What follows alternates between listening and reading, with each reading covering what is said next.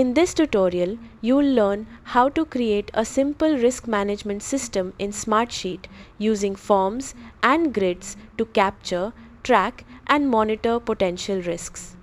Start by creating a risk intake form connected to a Smartsheet grid.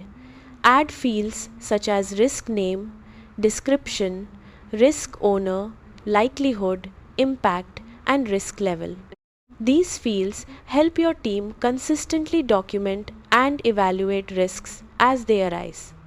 Use the risk name field for a clear title, add details in description, assign responsibility with risk owner, and use likelihood and impact to assess the severity of the risk.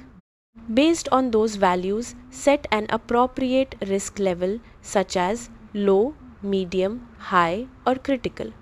Once the form is complete, save and test it by submitting a sample risk. Every submission automatically appears in the connected grid, creating a centralized risk register where your team can review, update, and manage risks in one place.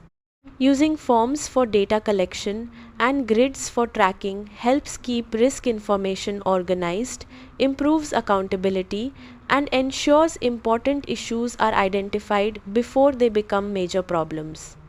Thanks for watching.